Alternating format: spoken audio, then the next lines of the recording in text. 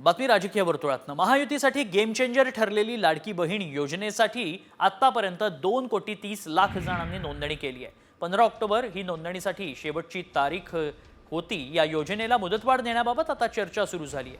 पाहूया। लाडकीसाठी खुशखबर। योजनेच्या नोंदणीसाठी मुदतवाढ।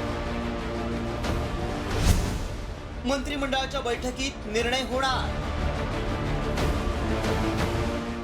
राज्यातील महिलांना आर्थिकदृष्ट्या सक्षम करण्यासाठी महायुती सरकारनं लाडकी बहीण योजना सुरू केली। ऑगस्टमध्ये रक्षाबंधनाला ही योजना सुरू करून सरकारनं बहिणींना ओवाळणी दिली होती। स्वातंत्र्य दिनाच्या पूर्वसंध्येला म्हणजे 14 ऑगस्ट पासूनच पैसे मिळायला सुरुवात झाली होती। विधानसभा निवडणुकीत लाडकी बहीण योजनेमुळे महायुतीला बहुमताचा आकडा पार करता आला अशी चर्चा आहे। महिलांना आतापर्यंत 5 हप्ते देण्यात आले। आता 6व्या डिसेंबरच्या हप्त्याचं वितरण देखील सुरू झालंय। बहिणींचा वर्षाचा शेवटही सरकारनं गोड केलाय। या योजनेसाठी नोंदणी करण्याची अंतिम तारीख 15 ऑक्टोबर होती।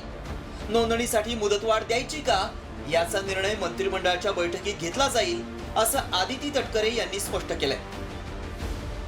आम्ही शेवटची अर्ज दाखल करण्याची जी मुदत आहे ती साधारणपणे 15 ऑक्टोबर पर्यंतची होती आणि बाय अँड लार्ज जर आम्ही बघितलं तर 2.5 कोटीपेक्षा जास्ती रजिस्ट्रेशन आज आमच्याकडे झालेलं आहे।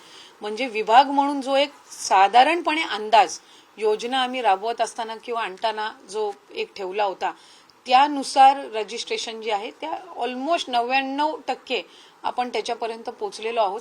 त्यामुळे पुढे रजिस्ट्रेशनची मुदत द्यायची नाही द्यायची हा जो सगळा निर्णय हा मंत्रिमंडळाच्या बैठकीत होईल। या योजनेत आतापर्यंत काय काय झालं पाहूया। जुलै ते नोव्हेंबर पर्यंतचे 7,500 रुपये दिवाळीपूर्वी जमा करण्यात आले। 15 ऑक्टोबर पर्यंत अर्ज करण्याची मुदत होती। आचारसंहिता संपल्यानंतर प्रलंबित अर्जांची छाननी करण्यात आली। त्रुटीयुक्त अर्ज बाद करण्यात आले। पुणे पिंपरीसह राज्यातील अनेक ठिकाणी हजारो अर्ज बाद करण्यात आले।